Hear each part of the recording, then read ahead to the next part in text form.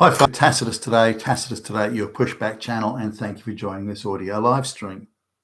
In this essay, I'd like to talk about the very chilling aspect of every essential service or essential requirement we have in our lives today is being subject to what we could generically call a social credit score, although I wouldn't use that term. It's more a wrong-think punishment regime than social credit, and that now our lives are pretty much dependent on this. So I think I mentioned some months ago that an outfit that sells employee management, onboarding, job application type software. So from the time somebody say applies for a job, then they give over all their personal details. Then if they become employees, then that can go straight into their employee information file, which is then connects to their tax information with the Internal Revenue Tax Office, and they're also able then to use that information to do things like background police checks, or how do you have outstanding debts, or things like that. So they can do a lot of checking on you personally, but without your knowledge or consent. So you don't have to give consent. They can just do. They typically process the information in offshore locations and do all the background checking from the offshore locations, so they can avoid things like local privacy laws and so on. So now, but on top of that, on this one outfit that approached me, was that they also do social media checking. So if your name's Billy Bob Smith, then they'll do a check to see if anyone's got a social media account from your location, and what's in that social media account. It could be like, I don't know, Facebook or something, but whatever online social media, up to and including, by the way, forums like online gaming sites and things like that. So they can go through, search for keywords, and I didn't realize how extensive that sort of searching is. They can go back years on this.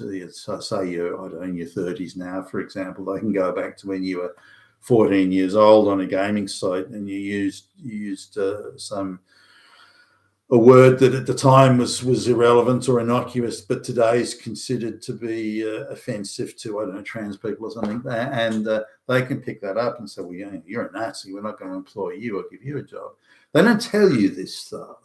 So it's all done very quietly in background. So they can just come back and say, hey, Billy Bob, your application was unsuccessful. So they can do that sort of thing, but you don't know. And you go, well, okay, well, wow. But because you may think you're well qualified or something, but they can do all that sort of stuff. But it's the threshold of, you've got very activist HR people, diversity and inclusion, but many diversity and inclusion officers now are given veto over a lot of say, work contracts, job applications, things like that. And so that they can get a report that says, well, that this guy 20 years ago used this or that word, and to an ideological fanatic, a low IQ ideological fanatic, that's it. Nazi, fascist, what persons may even be Hitler. We can't let them work here. So these sort of things are going on now. It's not just in, say, things like job applications and the like, although that's a real growing industry now, and governments really need to do so, in my view, need to do something about that. The idea that if you're a business applying for a government contract or a private contract where there's any sort of bidding process, instead of just looking at the bid, and they will investigate, or not every single company, but many now, and it's increasing, will investigate your social media to say, well, for example, this is a company that we do business with. They'd seen a pro climate change protest thing appear on a business website that they're on, and they complained about it and said that A, it wasn't appropriate on a business website, but B, said, look, we were trying to get to an important contract, and we were held up by climate change processes blocking the road, which means we were 2 or 3 hours late, and so on and so forth. So we view these protests as very disruptive and not helpful. Now, just that alone, somehow that got picked up. Somehow the contracts department decided to do a full search. And you can outsource this to like third parties to say, I want you to investigate this outfit's website or their social media postings, business social media postings, to see what you can find anything. Well, they criticised the climate change protest. That Nazi. That's we're not doing business with them. So you can actually have fully commercial contracts, which are meant to be awarded on the basis of, but because of this ESG type thing, this is being taken. So we can disinclude or not include people or businesses or companies or directors of companies that aren't fully on board with the ESG thing. And climate protests and climate protester groups are part of the wider ESG goodness and wonderful and nirvana and paradise and all this sort of stuff. Whereas you complain about it, you're a Nazi. We're not going to do business with Nazis. We're not going to reward Nazis with business contracts. So it's not just happening to things like job applicants, it's happening to companies now.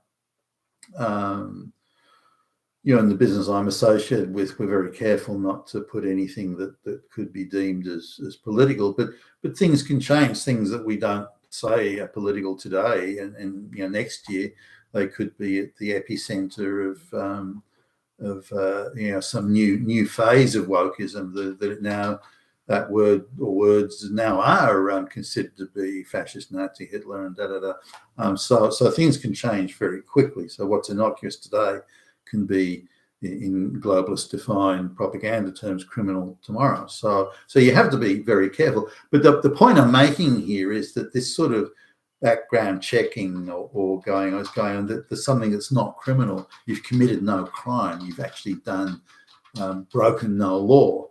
But you have people, very activist people, who are aggressively sifting through everything you've said and done, so they can come up with, gotcha.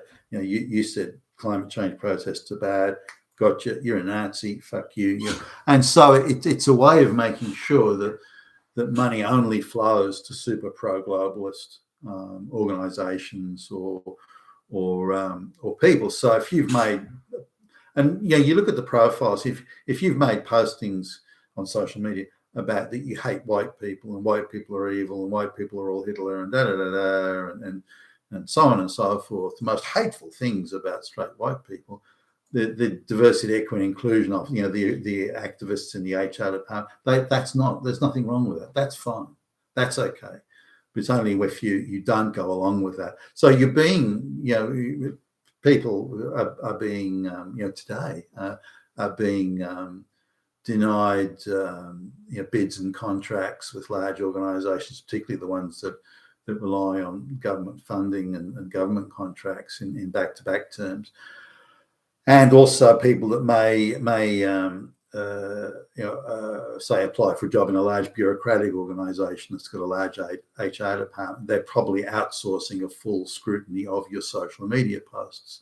Now, here's the interesting thing, though: if you don't have a social media presence, so if you don't have an online social media thing under the name of Billy Bob Smith, and they can't find anything online, then they're assuming that you're hiding it or concealing it, and that in itself becomes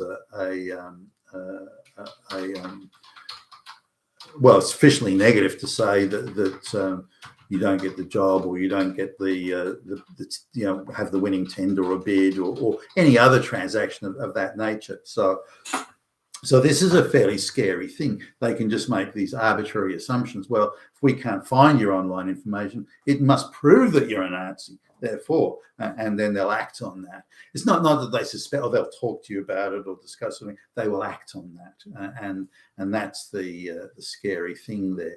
Now, also, a lot of these sort of social media companies that go and, or these organisations that go out and investigate the social media activities of a person or a company or a group of people, whatever it might be, they can then share that information with others and sell that information to others. So effectively, you've got a profile in sort of an invisible profile that a bit like Nigel Farage had with, well, a bit like it, exactly like Nigel Farage had it. He's got views we don't like, and he's against this. He doesn't agree with that, and so that's it. Finish. Take the guy back and shoot him, and so on. This sort of thing is going on. I mean, he's a high profile person, but it's going on at a lower level all over the place. That they can produce a creator. These organisations produce a file on Billy Bob Smith or Jimmy Jack Jones or whoever it might be, and they can have, 20 years ago he said this or so and so that, and so they can produce a profile on anybody that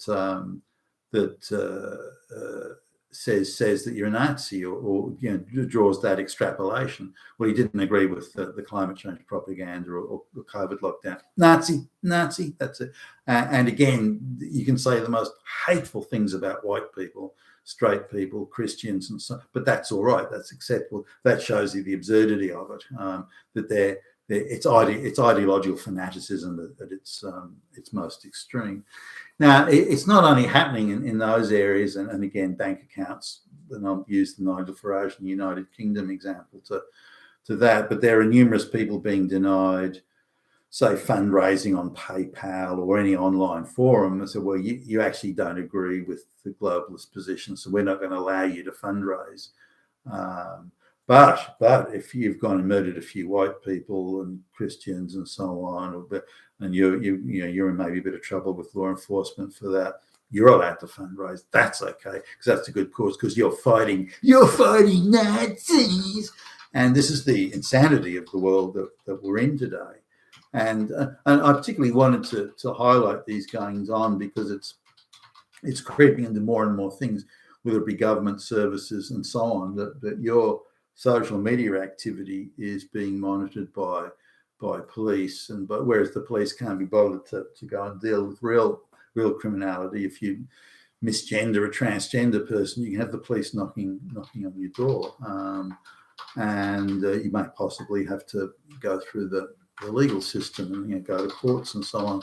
And remember, they've got infinite resources to pour into harassing you, but if you're going to fight back, you've either got to pour a lot of money into lawyers, or you've got to effectively stop work and shut everything down while you represent yourself.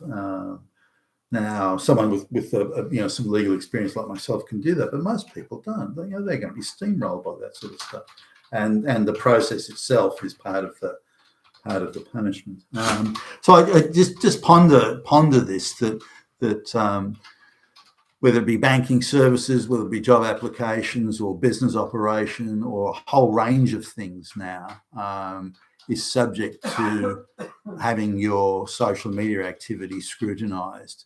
And even to the point where if they can't find anything in social media about you, that they'll just assume you're a Nazi anyway. I mean, for goodness sakes, is this real? I'm pinching myself now saying this insanity can't be real, but we all know that it is. You've been a task for us today, your Pushback channel. Thank you for listening.